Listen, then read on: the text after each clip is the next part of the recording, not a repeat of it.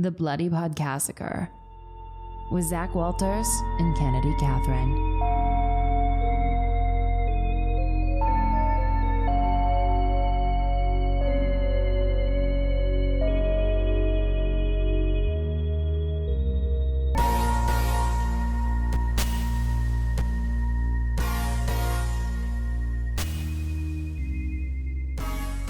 Welcome back to The Bloody Podcassacre with Kennedy Catherine and Zac Walters. We've never done it that way. I know, that was weird. But you know what? Change. It's a bad thing. Let's just get right into it because I am so excited. Me too, surprisingly. I mean, we've talked about it, but for our viewers, I keep saying, I want to say viewers. It's just our listeners. Mm-hmm. Maybe viewers one day. Hey. But yeah, I'm excited to fully dive into this film. It's the Blair Witch Project. Slow claps. Fast claps. Yeah. So this movie relies very heavily on folklore, which is one of my favorite ways of integrating a backstory into horror is some like legend. Mm-hmm. Is there anything in your life that you can sort of compare to that? Like any from your area that you lived in or anything from your childhood? So one that sticks out, like when you briefly mentioned to me earlier to like think of something, was where I grew up. There was this road that was 10-15 minutes just outside of the city. It was called McKim Road. There was like an elaborate, it wasn't really elaborate, but you had to go onto the road. You had to turn right past the first house and then drive to the first intersection, park, shut off your car, all of your electronics, and sit and wait. The story behind this was that when you're sitting parked on the road, you're supposed to see these lights coming towards you. The story is that there was a motorcycle and like pickup truck accident on the road. I think the motorcyclist died, now is like haunting this area, or that you're supposed to see these lights. So in high school, me and my friends would go all of the time to McKim Road, and we would go and sit out there. 9 times out of 10, nothing would happen because it's just like this weird story that who knows what made up or who made it up. But there was the odd time where we would be sitting and all of a sudden like a truck would be coming behind us, following us, and we would get back to the main road and it was completely gone. No. And it was so strange and bizarre. And then we would get back into the city and there would be like a large handprint on the back window outside of the car, or we would be out there and like there'd be tapping underneath of the vehicle. But like these would all happen like very like spread out. There was times where me and my best friend, we would go and sit out there in my like old shitty 1980s car. Probably wouldn't start in the middle of winter. We would go out. I think we watched 30 Days of Night out there. Yeah, we just watched a scary movie out there. Teenagers just do stuff like that. We used to do stuff like that too. Why? I think there's just so little to do as a teenager. Well, especially in like smaller towns, yeah. You know, you can only go to McDonald's and Walmart so many times before you get bored. Exactly. So what's left to do but scare the shit out of yourself? Exactly. So when these things would happen, when you would see lights or you'd see handprints, do you, as an adult, have any sort of reasoning behind that? Or do you think something was happening? The handprint one, I want to say maybe somebody put their handprint to get into the vehicle. Right. But like none of our hands were that big. And like I have big hands. And so it was slightly larger than mine. And the people I was with all had smaller hands than I did. Right. And it was just weird that it was on the outside of the car, on the window. Yeah. The one that scared me the most was when that truck was following us. And it was like, I want to say it was like a harvest moon or like a blood moon or something weird. Because like the moon was orange and low. And this truck, literally was just would tail us and like back up and tail us. Oh, that's so But then as soon as we got back to like the main road and we turned around, there was like not a car in sight. And it's weird because on a dirt road, there's nothing. Right. So it's weird that you wouldn't see even like exhaust or like the tail lights. Well, particularly in the prairie too, some rural areas, if it's not flat land, there's places people can go. Mm-hmm. Here, you would be able to see someone for miles if they had been there. I think like as an adult now, like that one, I'm like, I don't know if I can explain it. That's spooky. The hand, it could be literally anybody. Right. And like the tapping in the car, it could have been the car cooling down. Right. Or like mechanical things. If you're feeling afraid and then you pick up on things that otherwise you, in another mood and another day, you wouldn't even have noticed that sound. I can't think of anything. There was like little things here and there, but nothing that I had a personal experience with. So I was trying to look, and the ghost train is one of those ones that a lot of people talk about, but I don't know anyone who's had a personal experience. In fact, when you started talking, I wondered if that's what it was going to be. And I had looked at an article earlier, and there was a quote at the bottom, and it was like, CN Rail has never confirmed these sightings. Like, yeah, no kidding. I would, if they did, I'd be spooked. Me too. I would also be like, how trustworthy is your company if you're confirming ghost sightings? Or are they more trustworthy? Well, it depends who you ask. Yeah. Crop circles here is a big one. We have the most crop circles per capita in Really? Canada. In a podcast that I hosted before, we did an episode on crop circles, and we are the most crop circles per capita right behind Roswell, New Mexico, which is where there's the most UFO activity. That's actually such an interesting fact. It's because the climate here and the weather and weather systems create what we view as crop circles. And because there's so many, this is fields. Just fields and farmland and everything. Well, you know that my fear with aliens is terrifying with the train noises as a child. And yeah, you've never told that story. Did you want to talk about it? No, I think I'll save that for a different movie. Zach has a UFO story in his back pocket to share with you one day. And it frightens me. I was going to say, because you didn't grow up here, did you? Yeah, I did. You did? Yeah. You never did the baby cemetery? I'm sorry, what? Colin took me there once, and I almost shit my pants. No. Also, that other place. What other place? So... Are you talking about the Marr residence? No. I live close to the Marr residence now, and it freaks me out. Oh my God, me too. We used to go there. So there's this... What is exactly the Marr residence used to be... I've Googled this so many times. A Navy hospital. It used to be a hospital in the First World War, I want to say. And it's the oldest standing building in our area. Yes. There is, I think, an actual business that happens within there, but the Marr residence, you can go there around Halloween and stuff for tours, but you can also just, like, when we were teenagers, we used to all the time just go and drive past or go into the yard, because it has, the backyard is very small, but you can get back there and there's like a little bench and stuff, and you can see into the house.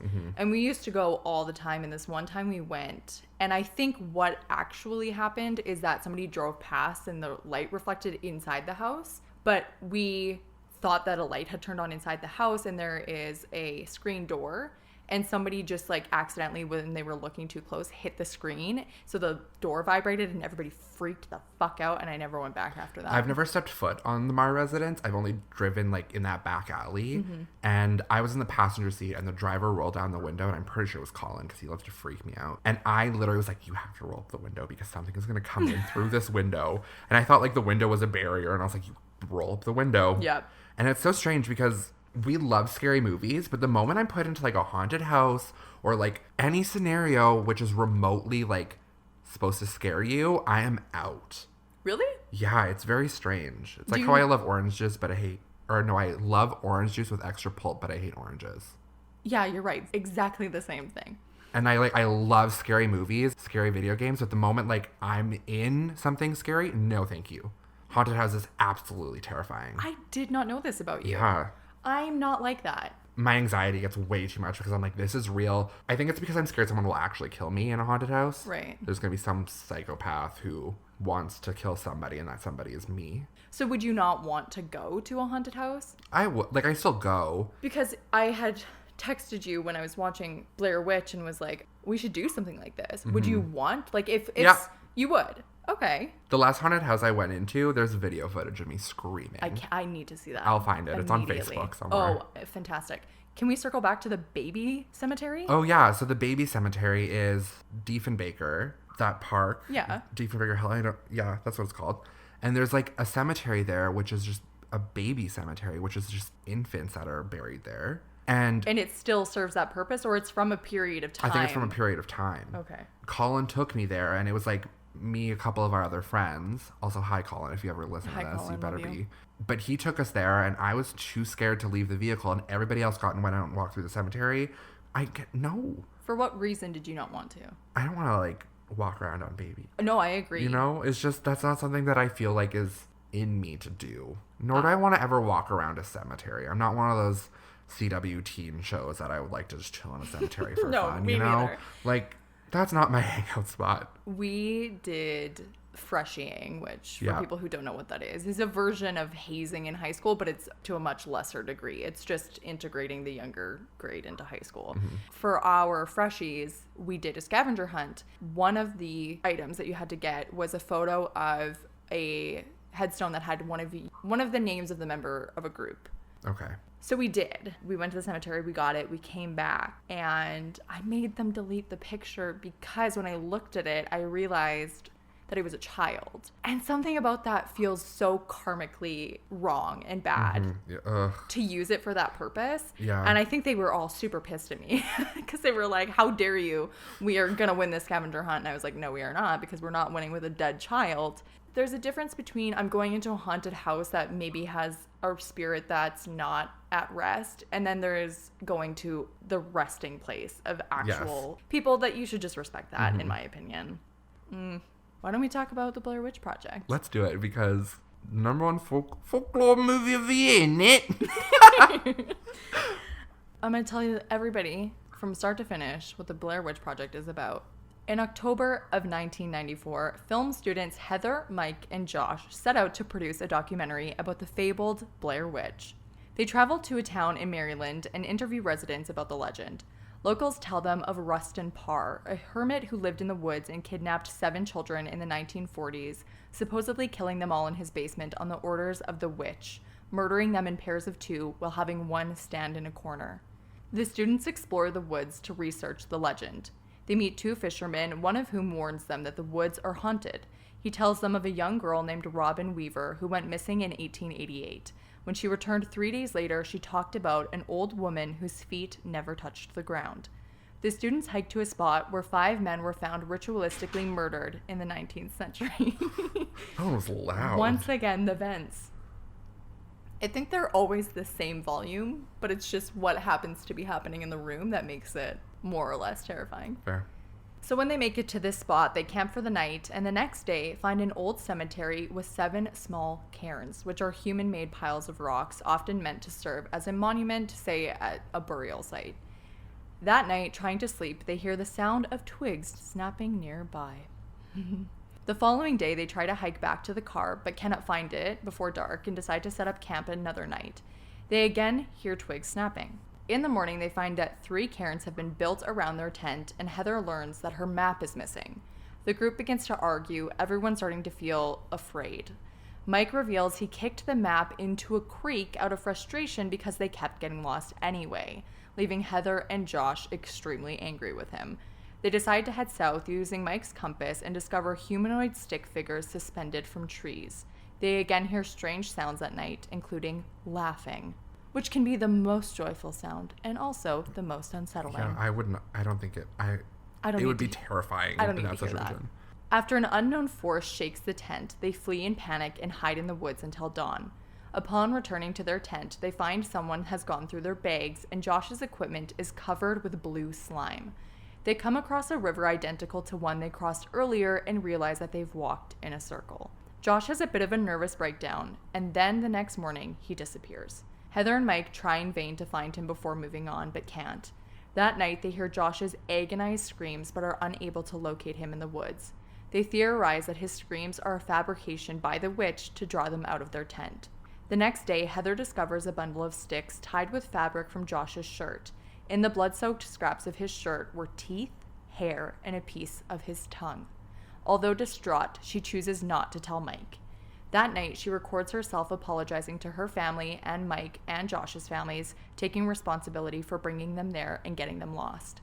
They again hear Josh's agonized cries and follow them to an abandoned house containing demonic symbols and small bloody handprints on the walls. Trying to find Josh, they go to the basement, where an unseen force attacks Mike, causing him to drop his camera. Heather enters the basement screaming, and her camera captures Mike standing in a corner. Something unseen attacks Heather, causing her to drop her camera, and the footage ends. I wish that it sounded as good as it is. Yeah. Because I think what the biggest part of this movie is why it's so good is because of the folklore that the students learn in the beginning, and that it ties into the end and it's just over like that. Mm-hmm.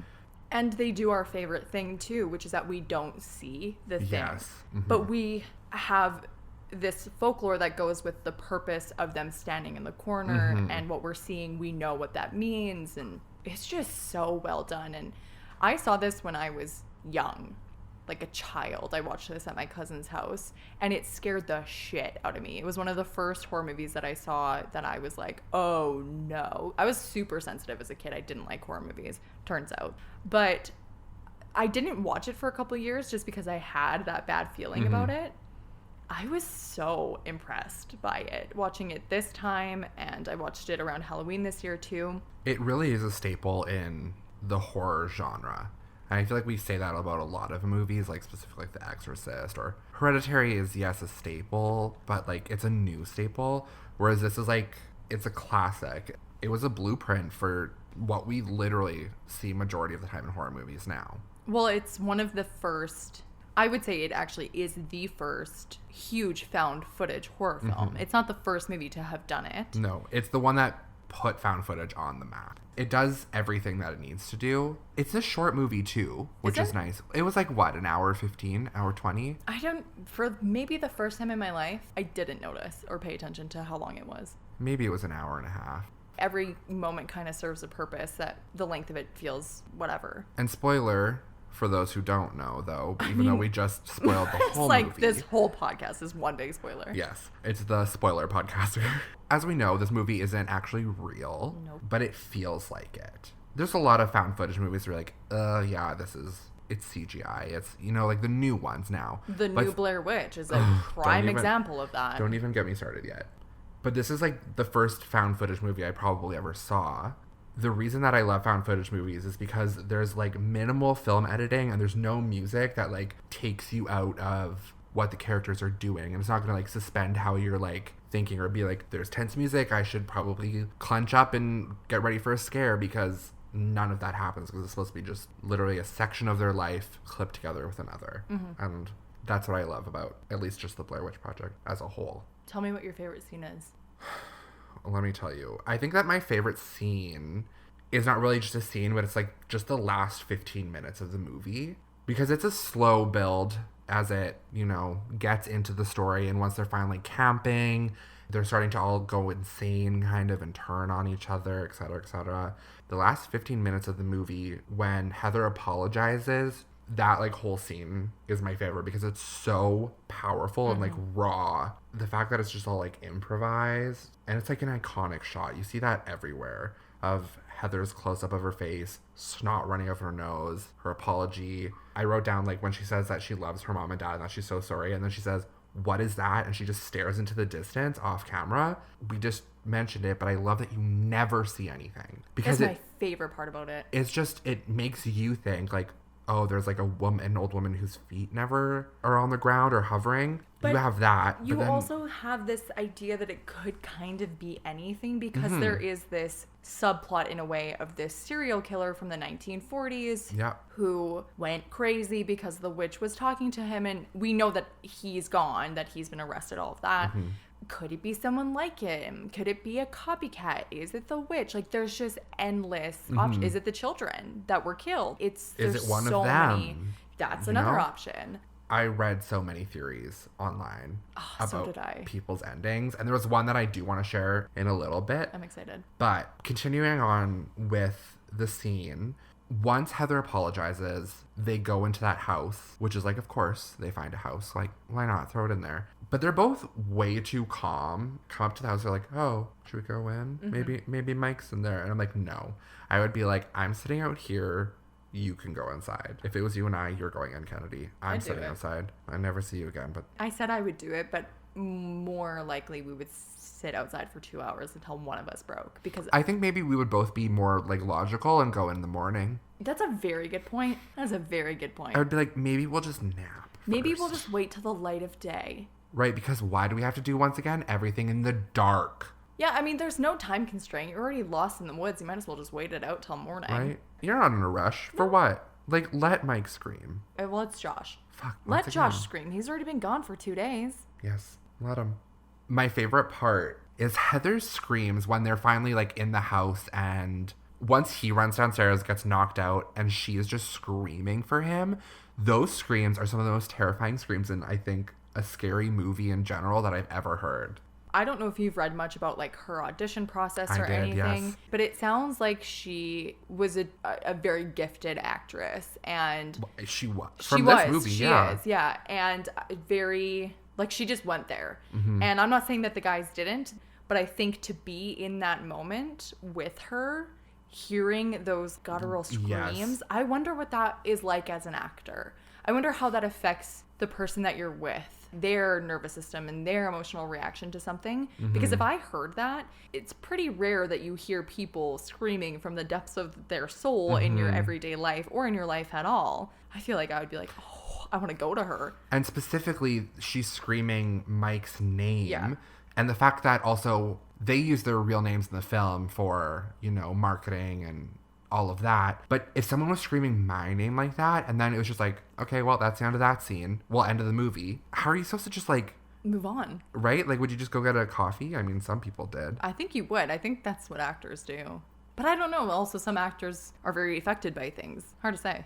What is that called? When you, method acting. That's the word I'm looking for. Because, I mean, this whole movie is method acting. Not method. It's improv, real. And I mean, they were in the situation. It's honestly more...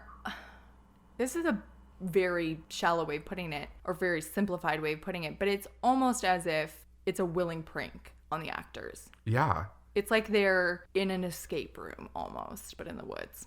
And making a movie out of it. But yeah, so my favorite film, I mean, I do this all the time. My favorite scene is like just those last 15 minutes of, it's mostly due to the acting but it being able to tie everything together, you know, and I don't really like when all the characters die at the end of the movie, because I'm just like, well, that was easy. But this one, it just feels right for all of them to die. Like, just for like a viewer, not maybe for the story. Well, for the story, yeah, I think. I'm not saying that I don't think we're supposed to think they died, but we don't actually have explicit proof that they did. Yes. As evidenced by the 2016 film. That is something that is kind of left to you to decide. My favorite scene. Do tell. Is the first night that Josh is missing and they hear him in the woods. There was just something about that as a first-time viewer, as an adult, that is so affecting, because I can clearly imagine being in that situation and those dual feelings of, what the fuck do I do? Because there have even been times where I've been slightly afraid in my own home and my roommate is in the next room and I don't know if like the right option is to go to her or not. Yeah. Because I don't know if I'm like, am I putting myself in the crossfire or something? Just say you're like half asleep and you're like, oh my God, is there someone in the house? We all do those things sometimes. Yeah. Because you can't really hear exactly what it is that's happening. You can't really tell if he's like screaming for them just to try to find them, or if it's like he's in distress because something is happening to him. And then, is the next night or the next morning when they find the teeth? Yes.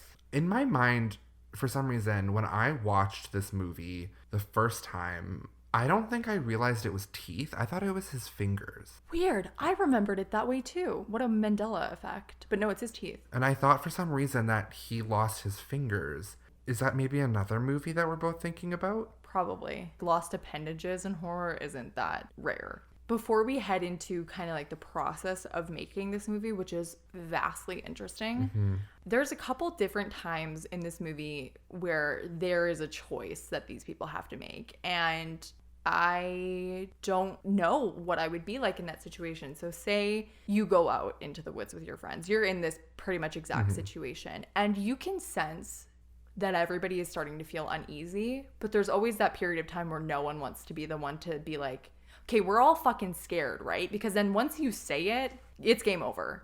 Then there's panic. Are you the type of person who would immediately be like, I feel afraid, so I'm going to say it? Or would you keep it on the inside? Secondary point to that question. In a situation of, then you find something like your friend's teeth.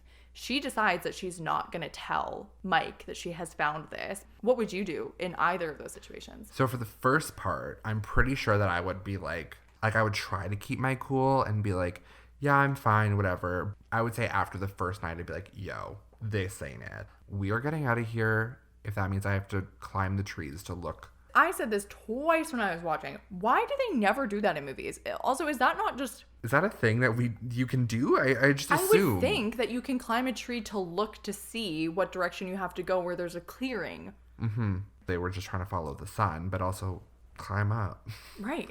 The second part of the question, it depends how many people were there. If it was the 3 people and then it was just the 2 of us left, I don't think I would show the other person. You don't? No. I don't know what I would do. I think it would depend on who the person was. Mm-hmm. If I knew that they could keep their cool, then by all means. But I also don't want to show someone and then they think I did something if we're already that far into, psychosis at that point. But I also don't want to freak somebody else out if they were the one who's really scared and I wasn't. We've discussed this. I think that we both would be calm. I don't think I would have it in me to freak out. Anytime I've been in any sort of situation, that always comes from me after. Sit in the complicated, bad emotions when the thing is over. Because you just go into problem solving. I think that's human nature. But do you think now, with it being a supernatural thing, that they're finding the piles of rocks, as you were camping and you found piles of rocks, the twigs and shaped into the body, and there was this folklore that you went out to find, I think that would be a different situation. I don't think I would think it was supernatural. And I think that's why I would be extremely motivated to get the fuck out. I would assume always that someone was fucking with me.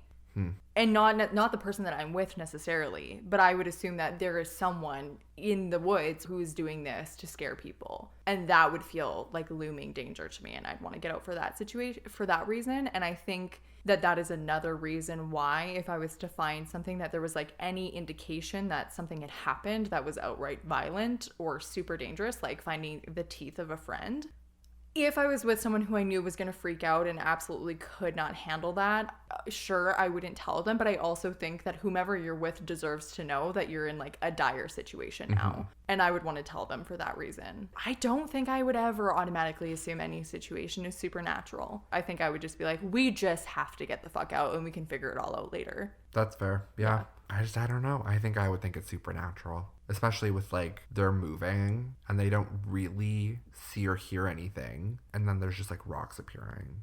I don't even know that I would notice it. But they know that because it was used as a monument marker elsewhere. Mm-hmm. But if I was just at a campsite and I walked out and there was a pile of rocks, I don't even think I'd notice it. No. But the twigs for sure. Oh yeah, I mean they're shaped like bodies. Okay, let's talk about how the movie was made. And I'm going to start with a little statistic. When this movie was released, it was released at the same time as the remake of The Haunting, which is a Steven Spielberg remake. And then the Blair Witch Project came out at the same time, and people didn't know if it was real or not. And the reviews for it were incredible. People loved it. You could barely get in to see a viewing of it. And one of the first reviews that came out was something along the lines of 3 college students got it better than Steven Spielberg ever could, which is saying a lot. Yes, wow. And so they took a poll and 40% of viewers thought it was real. Do you know anything about the conception of this film? Yeah. Tell me about it. The filming and the conception of this movie, I think, is genius. One thing we kind of briefly mentioned is that the movie, for the majority of the film, is improvised, while the crew made a treatment of the movie. A film treatment includes everything about the plot, from beginning to end, who the characters are, what, it's kind of the middle ground between the final script and the very beginning. Right. It has everything that you want to give to a production company or to give to your actors to kind of get them ready for this film. Theirs was 35 pages, which is quite short, but it's not actually that short. The Stranger Things treatment package is available online, and it's not long. Well, and this one wouldn't necessarily need to be that long because the cast also acted as their own crew. Yeah. So there doesn't need to be a ton of director's notes or anything because there just wouldn't be. And they just made them up as they went along eventually, which will... Yeah, and there is no script for this movie. The one thing I know, the director just made up the term Blair from, was it his high school? I believe. Or maybe one of his sister's friends was named Blair. It's one of those things, and just added witch because he thought the name Blair was cool. But it was literally just 2 film students who made this. Just on a whim. $25,000. Yeah, and made millions. Crossing my fingers that happens to us. Somebody give us money to make something and let it blow up. So they put out a casting call, and the casting call was essentially just, hey, we're going to be putting you in a situation. You need to have you need to basically be comfortable being uncomfortable and come on in. So they went in, and when you walked into the audition, there was a little poster outside that said, I don't think it explicitly stated you'll be camping, but it essentially said, like, you will be in the woods, you will be under duress in some way. So if you're not up for that, get out of here. The audition was you had to act as if you were up at the parole board. And why you should get parole. And Heather Donahue, who plays Heather, went in. They asked her, and they said they loved her because she was the only person. She looked them dead in the eyes and said, I don't think I should. Wild. There's something about her. I don't know what it is. I don't either. Her first of all, I really love the sound of her voice. I do find her to be kind of annoying. Yeah, she is. Well, it's because it feels like Heather, the character, just wants to get this done. Like, this is like her pride and joy. I can see why she like can come off as annoying, because I also found that. But it's also like she just wants this to be the best that it can be. She seems like a perfectionist in a way. She's like the group project leader. Yeah. The type of person that nothing that you do will ever be good enough. She just has one of those personalities where she has to be heard. And she just so earnestly loves and is interested in what she's talking about that she's coming across as so serious about a thing that everyone else is like, relax, Heather. But I also loved that for her. Like when they wanted just to go home or like to go sleep, and she was like, well, no, we gotta get this last shot. Or like in the morning, she's like, you're late. Let's get going. I just want to wrap up her as a person, her story, just because I think it's interesting. I mean, none of these actors expected anything from this. And I think a misconception about this movie is that they like kept these actors hidden and that they had no lives or careers. That's not true. They did press. They were on Leno. They were out there. But they changed all of their IMDb pages to show that they were dead. I don't know that that's true. I read it a bunch of times that they would change their stuff to show that they had died. I listened to a podcast that was from 2015 that says a lot of stuff like that. And then I read an interview that included the actual actors from like 2017, where essentially it sounds like everything was a lot less calculated than what we hear these days. So it's almost like an Exorcist situation. Yeah, I think things have really been built up around it, but I don't know that any of that is necessarily that true. They were not under some sort of order where they had to keep hidden. Like like I said, they did press for this movie. People knew at some point that they weren't missing, they weren't dead. They had this all of a sudden popularity and sort of fame around them, but it came and went for the actors like immediately. She, I think, got a bit burned by that immediate, like, holy shit, I'm gonna be something, and then holy shit, I'm not. So she quit acting to grow pot, and it kind of sounds like she was living on a commune based on some of the things that she said. But she said, I took all my stuff into the desert related to my acting career and I burned it all. But she kept one thing. She kept the blue ski cap from the Blair Witch poster.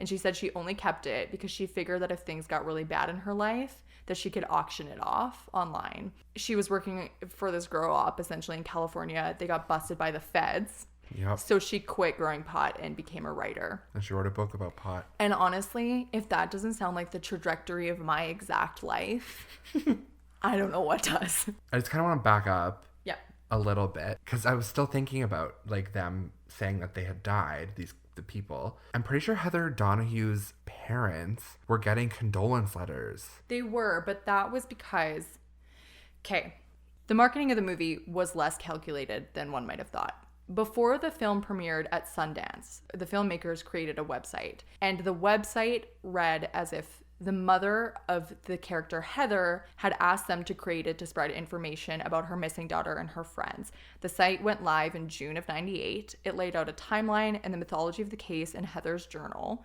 But they didn't market the website. The website was just found by word of mouth, and by the time that the movie premiered, it had 10,000 people on their mailing list, which is quite something for the time. So then it premiered at Sundance, and they didn't do a Q&A. Like, they didn't have a formal sort of premiere like other movies did. So it was a lot more shrouded in secrecy. It was a midnight viewing. Within an hour of its premiere at the festival, it was bought by Artisan Entertainment for $1.1 million.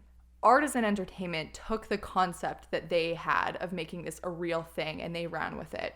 So when they decided to premiere the film at Cannes Film Festival, they had interns post missing flyers of the actors around the festival. And that is how that whole thing came to be. And that got out of hand. And the word spread, obviously, and got back to the families. And they started receiving condolence calls and everything. But the actors weren't. Like I said, the actors were doing press. And things eventually slowed down.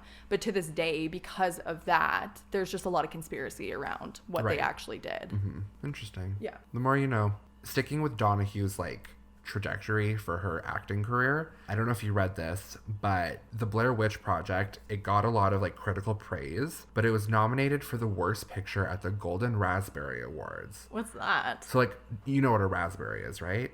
Yeah. Okay, so some awards where it's the worst of the worst. The movie was nominated for worst picture, and Donahue won the Razzie for the worst actress. Why? In 2016, in an interview, she said, "I think it's partly because of the character being judged rather than the performance. She was a very driven woman who didn't wear mascara and was on a camera in 1999. That's true. Oh, I'm certain that that's true. And that's what we're talking about is she was kind of annoying. She rubs you the wrong way. But it's got nothing to do with that. That's just our perception of women in film more than anything. From the 80s to I would say about 2010, women in horror movies were for the majority sex objects. When Heather, being the lead actress in a scary movie, is not fitting that bill, I'm sure there was so many men that were like, this movie sucks, blah, blah, blah, blah, blah. And she's being snotty and, she's crying. Yeah. It's this raw emotion. Which is annoying because the relationship that the people have in this movie and who they are as characters, any one of them could have been any gender and it wouldn't have mattered. And it's weird that did you know that there were supposed to be 3 men in the movie? Oh, no, I didn't. Yeah, it was supposed to be 3 guys going into the woods. Of course it was. Right? But then Heather auditioned and they were like, you're Gotta the have one. her. Briefly, to talk about Josh and Mike. So Josh is still a full-time actor. Good for him. And then Mike was working on Late Night with Conan O'Brien. He was a furniture mover, so for sets and stuff. And then soon after Blair Witch Project release, he stopped working and then he returned to it so that he could support his wife and kids. Interesting. And I can't remember now, I don't know if I made a note of it, but you mentioned that Heather was going to sell, what was the item? The blue cap that she's wearing in the poster. Right, to make money. And I don't remember if it was Josh or Mike, but they sold the camera online for $10,000 to make money. I bet you could have sold it for more than that. So we've talked about the fact that this movie was improvised. How they actually pulled that off is very interesting. About 3 weeks prior to the actual filming of the movie, the filmmakers or the producers, directors, whatever you want to call them, they were kind of all-encompassing. They went out and they marked all the locations that the actors would be camping in.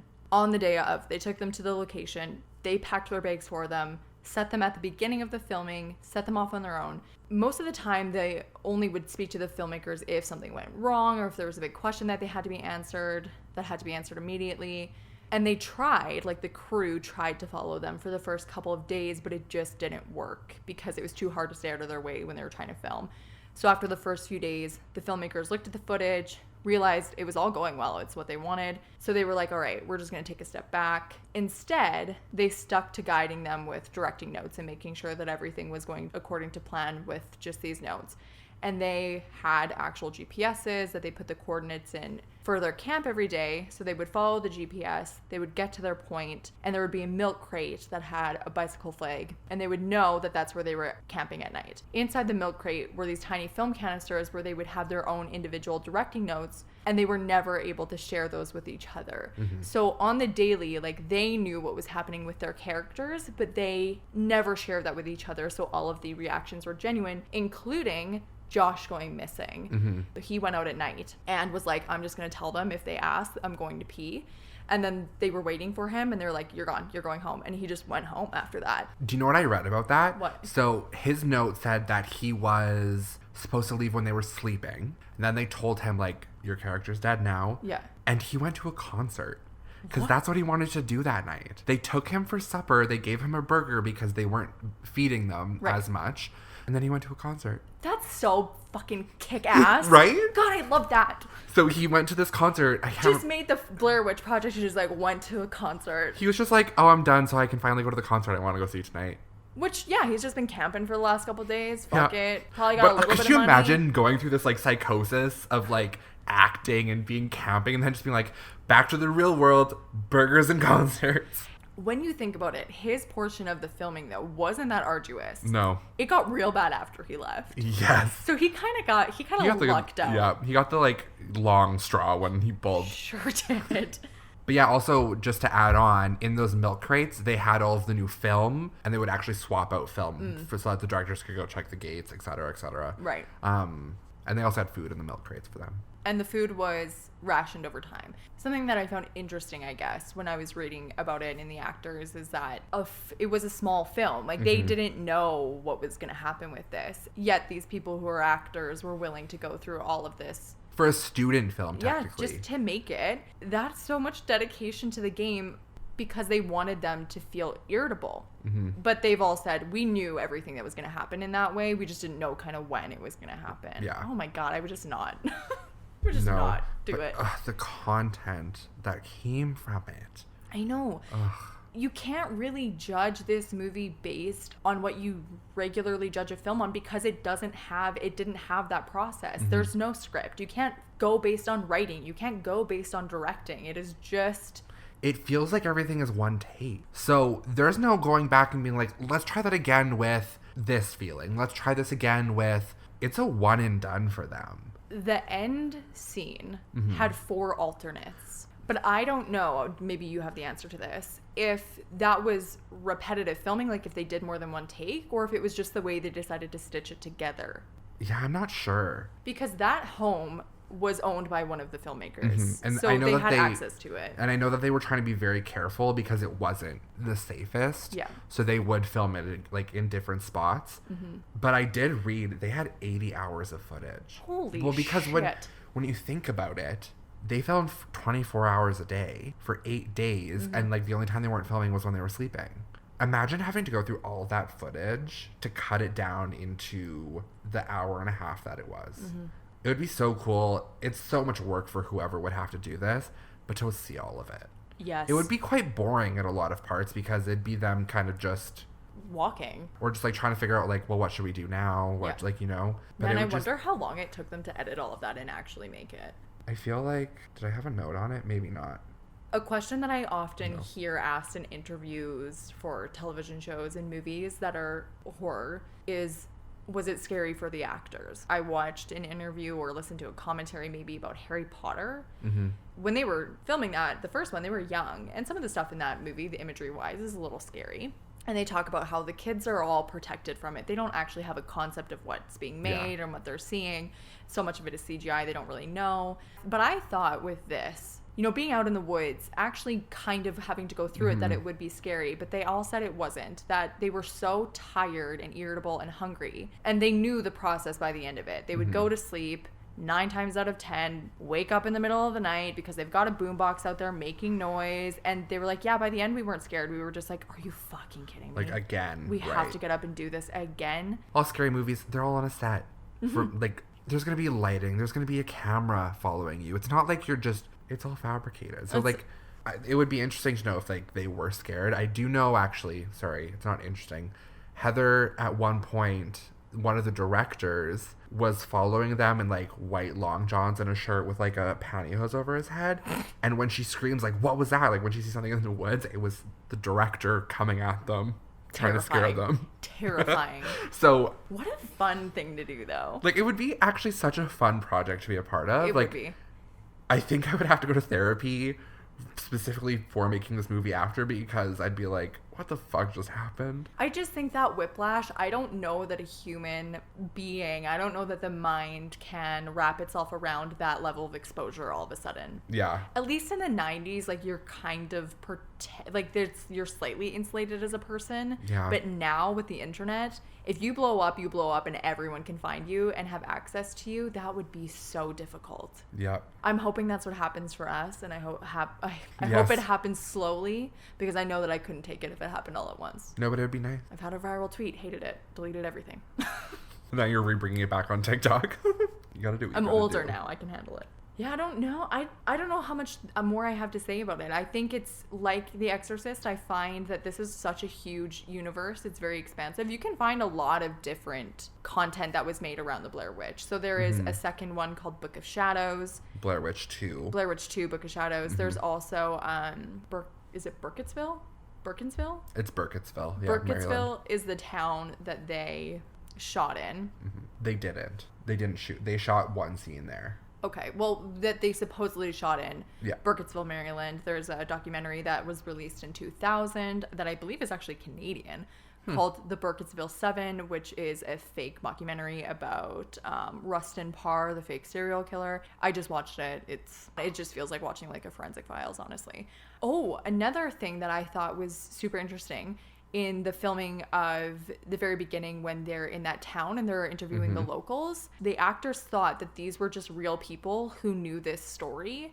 They weren't. They were planted by the filmmakers, and the woman who plays a waitress, one of them is the sister to one of the filmmakers. Yeah. But the woman who's the best, who's holding the baby, Yes.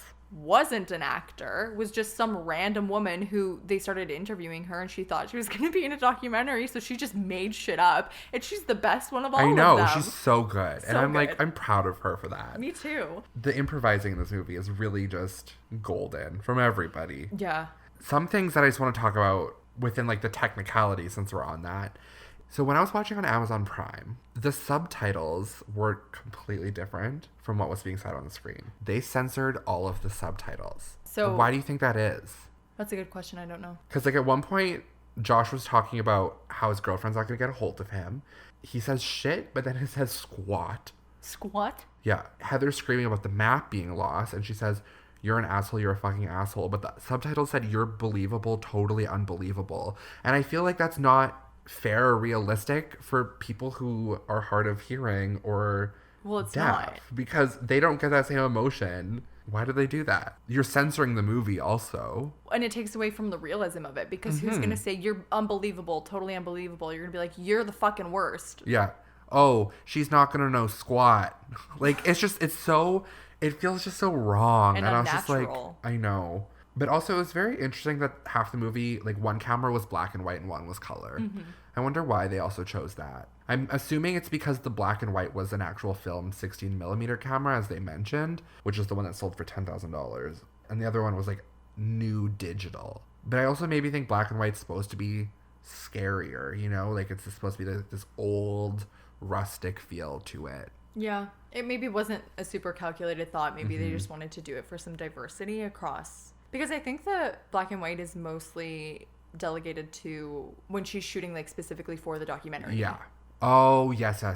That's right. Answered our questions there. There we go. Anything else? I have a whole bunch of things still. Go. After the movie, once it finally like took off, the website was booming after the movie was released and finally in like audiences. A lot of people started actually going to Burkittsville. They had a bunch of signs on the way in saying "Welcome to Burkittsville," and all of them were stolen because people wanted this. People started terrorizing the town because they wanted something out of it, thinking that those people who thought it was real needed a piece of it. They had to pay $1,143 to replace one sign, the city. People started going and leaving candles everywhere, like in the cemeteries. The residents who lived there started capitalizing on it. So they started selling Blair Witch rocks, which went for $5 a rock, and they sold out a bunch. People made magnets. Someone put t-shirts on them, sold out of them. People posted photos of like dirt from the cemeteries online, also sold out of them. And it's just like people wanted the strangest things, but people made money. But the mayor, in the first year that it came out, they moved Halloween off of the 31st so that kids weren't being terrorized by all of the visitors who were coming into the city. That's just so sad. Right? So like children could go on the 30th or on the 1st to go get candy and be safe so that none of the children were hurt, because also they didn't know, like some psycho could think that the movie was real and that they needed to hurt 7 children. And it's kind of no one's fault. No one No, knew this not movie at was all. going to blow up. But it reminds me of, not the same thing, but I seek out a lot of abandoned places. It's one of my favorite pastimes to go find abandoned places, take pictures, cool, whatever. I'm very conscious and diligent about being respectful of those places because that was someone's home, even if it's not now. It was at some point. And a lot of these places exist on property that is still owned by family members, and maybe stuff that's in there, they know that it's there and they're leaving it there or whatever the thing is. it was someone's home and that deserves respect. And then you'll go into a lot of these places and they've been vandalized or spray painted, and it just pisses me off. You don't deserve access to this. Like, you have to have some sort of critical thinking. Even if you want to pass through, go for a quick walk, take some pictures, great. But you don't deserve to have a piece of this. So if the townspeople wanted to capitalize on that and make some money because people are stupid, God, good for you, because they had no choice in that. Yeah. It's but just, ugh. the mayor eventually put up a sign, like, in all capitals saying, like, the Blair Witch is fiction. Yeah. Because people, like, weren't believing it. But then they were so happy when Book of Shadows Blair Witch 2 was a failure. We don't have to go through this again. Yeah. We don't have to be weary of what's going to happen to our town.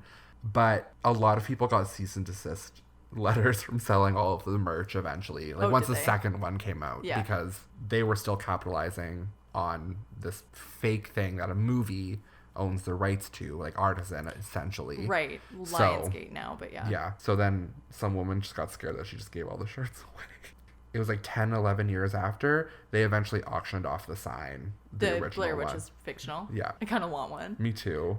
Before we move on to the failed Blair Witch 2016, let's rate Blair Witch. Scary factor. I gave it a 5. Because I said I think it's a 50-50 split for how you see it. You can think it's, like, terrifying or you don't. But I think it's the acting that really gets it for me, which makes it more scary, but it's not. But it does kind of sit with you. Yeah, I would give it like a 6 or a 7. Mm-hmm. I do find it scary. I find it unsettling because it feels very realistic. Yeah, and that's glory of this movie. So unsettling, how much did it stick with you? I put a 4, but then it climbs to about an 8.5 at the end. Yes. The beginning of this movie's slow moving because it's them trying to find their footing in the movie and how they're going to do it and set up and introducing everyone. But by the time it gets to that end point, you're like, dear God, I never want this to happen to me. I never want to be in this situation, nor do I ever want to stumble upon a house. You know, like, in the middle of the night. At no time. Well, that's actually untrue because I do love abandoned properties. So when But I in the do middle of the stumble night- upon a house, I'm overjoyed. In the middle of the night, when I'm terrified in the woods, And your that's friend the just went last thing missing? that I want. A dilapidated old house. A beautiful house that looks like a beacon with somebody Sure. inside. Great. Amazing. That, no fucking thank you. No. And then story for you. Okay, can I rate unsettling? Oh, so sorry. I thought... Okay. I would give it like an 8 or a 9 for the fact that it was one of the first horror movies in my life that terrified the shit out of me. Story. I would give it a high rating. I don't know. Sometimes these numbers really screw with my head. But I would also give it an 8 or a 9. It is so robust. Like, it's so full. The story is so great and doesn't rely so heavily on character development, but you still feel attached to people and you still feel like this is a well-rounded story. I also gave it a 9, and I said, just by looking at it as a whole and all the lore surrounding it, it's one of those movies that you can just watch and also just re-fall in love with no matter how many times you watch it. I agree with you on everything. That is just a well-rounded Universe. Yes, and I love it. Did you, Kennedy Catherine, think that this was a paper cut or a full Bloody Massacre? I'm going to give it a Bloody Massacre, honestly. Interesting. I think I am. I don't know what else I would have wanted from this. I put that I think it's about 4 piles of rocks out of 5 creepy, but if I ever saw a pile of rocks, I think I'd shit myself. 4 out of 5 cairns. Yes. I agree with that. That's it from me. Okay. But that 5th one will make me full on. Shit my pants. My bowels are ending. Never coming back to life. No. Amazing. Let's take a pit stop. We're not staying in this town, but we're going to take a quick pit stop at Blair Witch 2016. Unfortunately. So unfortunately. I'm not breaking down the plot for you guys No, because you don't need it. Essentially, the movie happens 20 years after the Blair Witch, and James Donahue has seen footage that's been uploaded by someone online of a home in the woods that his sister went missing in that he thinks he can see his sister in. And he's like, we have to go out there. So he, his 3 friends, and 2 locals from Burkittsville go into the woods to investigate. When all is said and done, they're terrorized. It is basically the same formula as the Blair Witch entirely, except for with more CGI and way more shitty effects. And they go in the very end. The people who are left, that is, find the house, and they are subsequently killed by the witch, who we see, unfortunately. And they just... It's just a shit movie. I did not like it. people thought that this movie was completely unrelated to Blair Witch 1999, and it's not. That was me. I am that one. So basically what happened is the director from this movie worked on VHS. Yes. The found footage film. I love VHS. I've never seen it. It went to Sundance. While it was at Sundance, he met with one of the directors of the Blair Witch original. They had a conversation about it. Cool. Where the original director was like, yeah, we would be happy to reboot the film. Lionsgate, who owned the rights, ended up calling this director of VHS pretty soon after that and asking him if he wanted to make the film. He thought he kind of had the blessing of the other filmmaker, so he said yes. But Lionsgate kind of was the one that had a say over how the movie went. The original filmmakers did want to make a sequel, but they wanted to make a prequel. They wanted to make a story about the actual Blair Witch set in the 1800s. Yeah. They are listed as producers on this film, but they have both said that they had no power. They had nothing to do with it. So it's shit. It's basically as well as I can put it. I think that the only thing that I said would be good for this, if it was for an audience who has never seen the original and just stumbled upon it. That's why they decided to make it. Is they thought this is the best idea for this to make a sequel because we want to make it for the people who were too young to have seen the original. Mm-hmm. And I think that for me is just like, then it's a fine film, but it's not, I don't think that it's Blair Witch Project level good. No. In any way or shape or form. I went and saw it in theaters in 2016 and watching the first Blair Witch did not make me nauseous. This one is so motion heavy and shaky that I literally was like, put my head down for a couple of seconds because I think I'm going to throw up. And it was too much. But the quality was too good, in my opinion. Yes. It doesn't feel found footage at all. And it's because it's in this new age of technology. Yes. They have drones at one point, like they have the cell phones, they have everything. So it just feels like a slap in the face almost. But here's my question. Why are we only looking for Heather? Why don't we look for Mike? And also, why the hell did they name the brother Josh? You couldn't come up with literally any other name other than having Josh as another character again? His name is James. I thought his name was Josh. James Donahue. Yeah, I don't think they would have done that. But I like where your brain went. Also, why is he 16 years younger than Heather? There's a lot of questions. I call it stupidity or wishful thinking. I kind of was thinking this whole time, like, okay, he's going in to look for evidence of her footage. No, he's looking for her. No, he's fully looking for her, even though she's been gone for 20 years. Your sister is dead. Also, like, what? You haven't seen this movie of your sister dying and going crazy in the... This is what doesn't make sense either. So they're trying to make this to exist in this world, but in this world, by the logic of the first film... They haven't seen it. It doesn't exist. But that doesn't make any sense. No. Because the first film was released as a fake documentary from the footage that was found of Heather's. Yeah. So you can't just all of a sudden be like... I'm going to look for my sister. Who you know is dead. Yeah. Because the footage has been found. Yeah, it just 2 and 2 don't add up. No. It was an ill thought out film. And the effects were terrible. And the acting was shit. Like, it's just... It's so bad. I'm tired. Me too. But I will say, it is no better or no less than a B-rated horror film. It's just really unfortunate that exists in this world. If it didn't have that Blair Witch title, it could be good. But yeah, you're right. It really wouldn't be. I do have 2 favorite parts in this film. They happen like one after another. The first is... could not tell you what any of the other characters' names are, nor do I want to know what their names are. But the 2 come back and they find the group and they're like, when was the last time you saw us? And they were like, this afternoon. And they're like, we've been gone for 5 days. And I was like, that's terrifying. I do like that. And then the one girl, she like snaps the twig and then the other girl's body snaps in half. And I was like, that was fun. And then that's all I remember from the movie. I could not rewatch it for this. It was painful. It's just, it ain't it. Part of the lore of the Blair Witch is that they stretched her body was the thing. Yeah. So the figure that you see is basically Slender Man, and it's so stupid. And like, why did you have to show it? Leave it as is. A couple things that are actually interesting though. Many of the like special effects actually weren't CGI'd. The only stuff that they actually did CGI was mostly to remove paths, add distortions to the footage, and wire removals from people. Slenderman thing is actually real. That's not CGI'd. I'm not more impressed. But they also, one of my favorite things is, so the second movie, which was called Book of Shadows. Yes, Blair Witch Project 2 Book of Shadows. They wanted to call this movie Blair Witch Project 3 Book of Shadows 2. No. Yes. No, they did not. And Why? that makes me so happy for some reason. I wish they would have, because Me that would have been too. a clear indicator that it was a horrible movie and I never would have watched it. Right? Blair Witch Project 3 3 Book of Shadows 2. It's Kudos to you for So- the creativity. so funny. But yeah, they continued to say that they wanted to make a prequel for the original, which I think could be good. People have said that it's been done. Which movies have been done? If it was done correctly, I would like to see the story of the Blair Witch. Yeah, I think it'd be very good. I'm scared that it would teeter on like the Witch from A24, where it's I just hate that movie.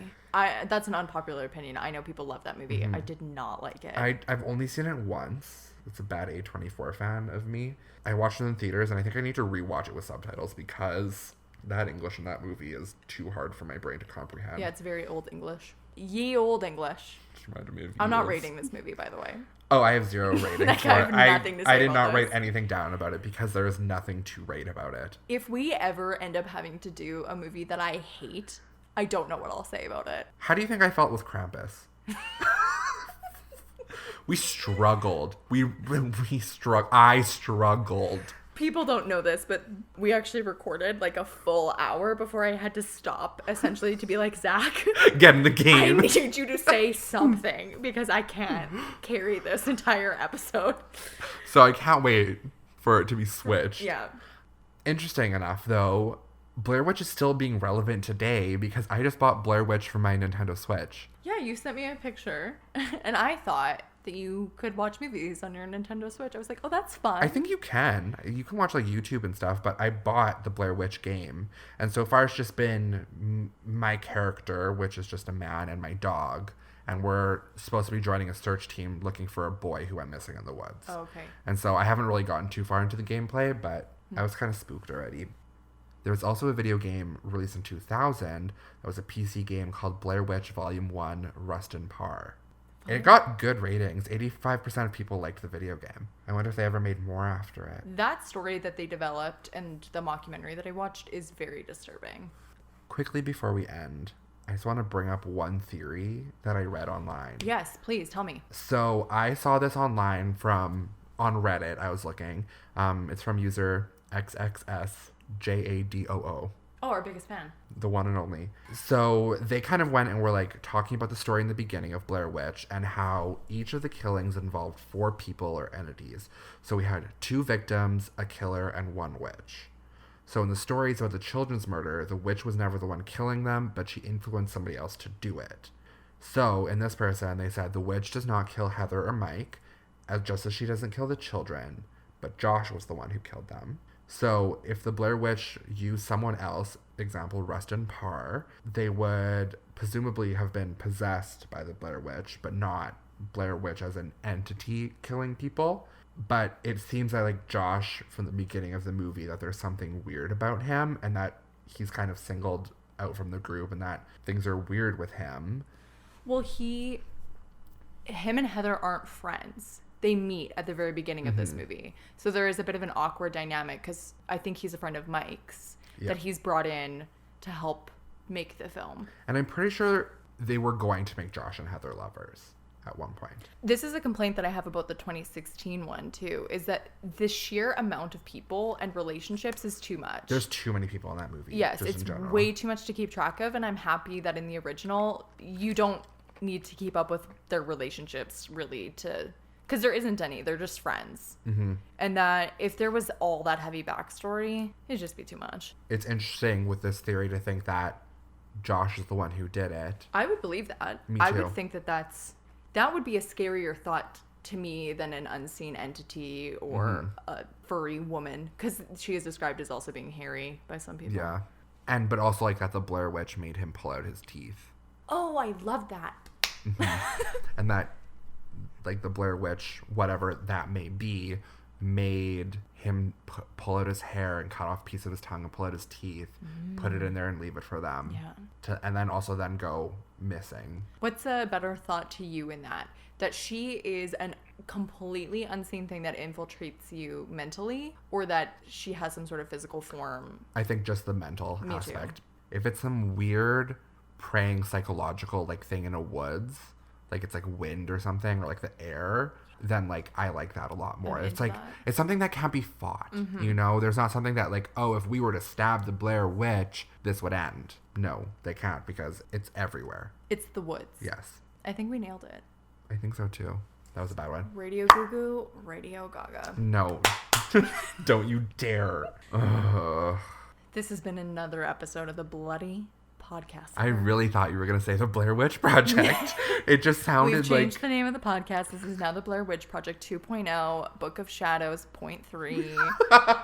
If you guys have any films that you would like us to do, you can send us a DM. You can also email us at thebloodypodcassacre@gmail.com. You can follow us at Podcassacre on TikTok, Instagram, and Twitter. Oh, and now we are on YouTube and Apple Podcasts. Finally. If you could leave a review or a rating on Apple Podcasts, that would be super helpful. We'd really appreciate it. And if you would like, please subscribe to our YouTube channel. We put all the episodes up every Wednesday. If you can like and comment and subscribe, that would also be good. And we plan to be making some more spooky content for you guys over there at some point, so stay tuned. Until next time. Your darkest fears will always awaken in the woods.